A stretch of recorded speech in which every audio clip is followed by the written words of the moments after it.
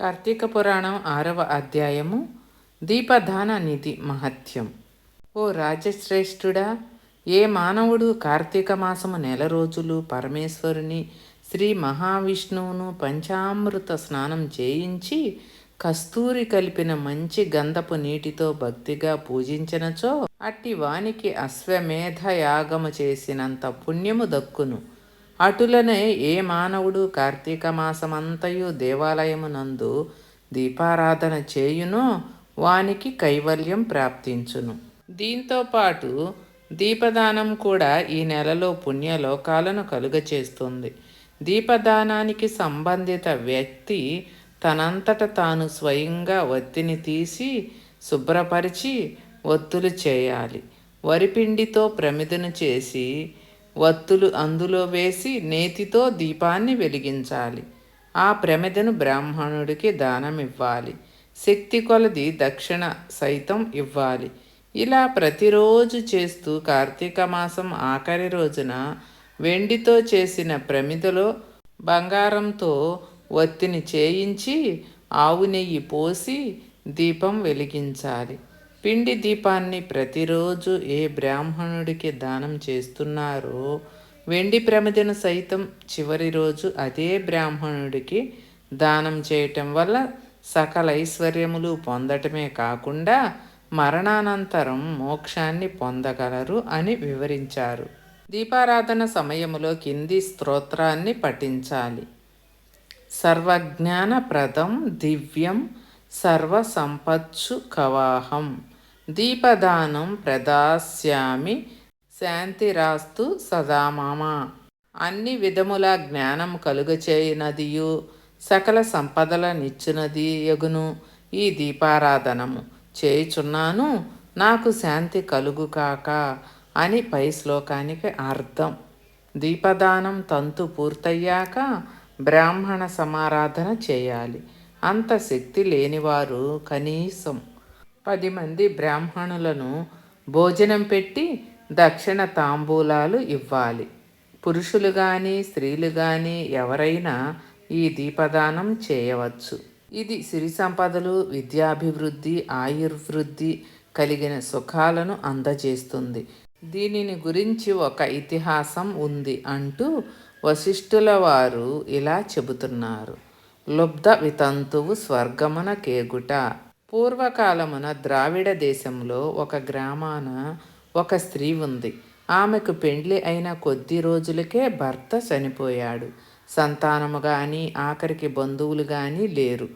దీంతో ఆమె ఇల్లిల్లు తిరిగి పాచి పని చేస్తూ జీవనం గడపసాగింది. తాను పనిచేసే ఇళ్లలోనే యజమానులు పెట్టింది తినేది ఏమైనా మిగిలినా ఎవరైనా వస్తువులిచ్చినా దాన్ని ఇతరులకు విక్రయించి సొమ్ము కూడబెట్టుకునేది. ఆ విధంగా కూడబెట్టిన మొత్తాన్ని వడ్డీలకు ఇస్తుండేది. అయితే ఆమెకు దైవభక్తి అనేది లేదు. ఒక్క దినమైనను ఉపవాసమున్న దాఖలాలు లేవు. దేవుడిని మనసారా ధ్యానించి ఎరుగదు. పైగా వ్రతాలు చేసేవారిని, తీర్థయాత్రలకు వెళ్ళేవారిని చూసి అవహేళన చేసేది. ఏనాడు భిక్షగాడికి పిడికెడు బియ్యం పెట్టక తను తినక ధనాన్ని కూడబెట్టసాగింది. అలా కొంతకాలం గడిచింది. ఒక రోజున ఒక బ్రాహ్మణుడు శ్రీరంగంలోని శ్రీరంగ నాయకులను సేవించేందుకు బయలుదేరి మార్గమధ్యంలో ఈ స్త్రీ ఉండే గ్రామానికి వచ్చాడు. ఆ రోజు అక్కడ ఒక సత్రంలో మజిలీ చేశాడు. అతడు ఆ గ్రామ మంచి చెడులు తెలుసుకుంటూ ఆ స్త్రీని గురించి తెలుసుకున్నాడు. ఆమె వద్దకు వెళ్ళి, అమ్మా, నా మాటలు విను. నీకు కోపం వచ్చినా సరే నేను చెబుతున్న మాటల్ని ఆలకించు. మన శరీరాలు శాశ్వతాలు కాదు, నీటి బుడగల వంటివి. ఏ క్షణములోనైనా పుట్టుక్కు మనచ్చు. ఏ క్షణములో మృత్యువు మనల్ని తీసుకుపోతుందో ఎవరూ చెప్పలేరు. పంచభూతాలు సప్త ధాతువులతో నిర్మితమైన ఈ శరీరంలో ప్రాణం జీవం పోగానే చర్మం మాంసం కుళ్ళిన దుర్వాసనలతో అసహ్యంగా తయారవుతుంది. అలాంటి శరీరాన్ని నీవు నిత్యం అని భ్రమిస్తున్నావు. ఇది అజ్ఞానంతో కూడిన దురాలోచన. బాగా ఆలోచించు. అగ్నిని చూసిన మిడత అది తినే వస్తువు అనుకొని ఉత్సాహంగా వెళ్తుంది. కానీ దగ్గరకు వెళ్ళే వరకు తెలీదు. అప్పటికే జరగాల్సింది జరిగిపోతుంది. ఆ మిడత బూడిదవుతుంది. మనుషులు కూడా అలాగే ఈ తనువు శాశ్వతమని నమ్మి అంధకారంలో పడి నశిస్తున్నారు. కాబట్టి నా మాట విను. ఇప్పటికైనా నువ్వు సంపాదించిన దాంట్లో కొంత దాన ధర్మాలు చేసి పుణ్యాన్ని సంపాదించు. ప్రతిరోజు శ్రీమన్నారాయణుడిని స్మరించు, వ్రతాలు చేయి, మోక్షాన్ని పొందవచ్చు. నీ పాప పరిహారార్థంగా వచ్చే కార్తీక మాసంలో వ్రతాన్ని పాటించు. రోజు ఉదయాన్నే నిద్రలేచి స్నానం ఆచరించి దాన ధర్మాలతో బ్రాహ్మణులను సంతుష్టపరుచు. నువ్వు ముక్తిని పొందగలవు అని సూచించాడు.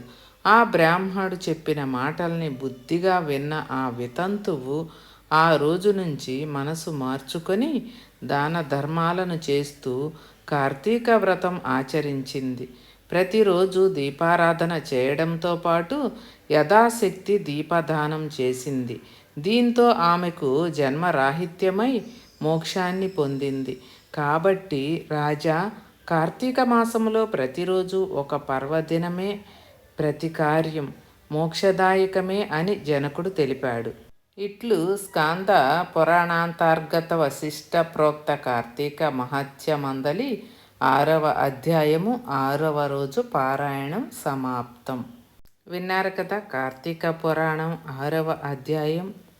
ఇది వింటే చాలు ఆ శివుని అనుగ్రహం కలుగుతుంది. కార్తీక మాసములో ఈ పారాయణం వినటం వలన శివానుగ్రహం కలిగి మనం ఏ పని తలపెట్టినా కూడా ఆ పనులన్నీ విజయాలతో ముందుకు సాగుతాయి. అలాగే కార్తీక మాసంలో ప్రతినిత్యము ఉదయము సాయంత్రము ఇంట్లో దీపారాధన చేసుకుంటే ఆ శివానుగ్రహం కలుగుతుంది. అలాగే ఈ నెల మొత్తము వెళ్ళగలిగిన వారు గుడికి వెళ్ళి గుడిలో ఉదయము సాయంత్రము దీపారాధన చేసిన శివాలయంలో ఆ శివానుగ్రహం కలుగుతుంది. అలాగే కార్తీక సోమవారము, కోటి సోమవారము, కార్తీక పౌర్ణమి అని ఇలా వస్తూ ఉంటాయి కదా.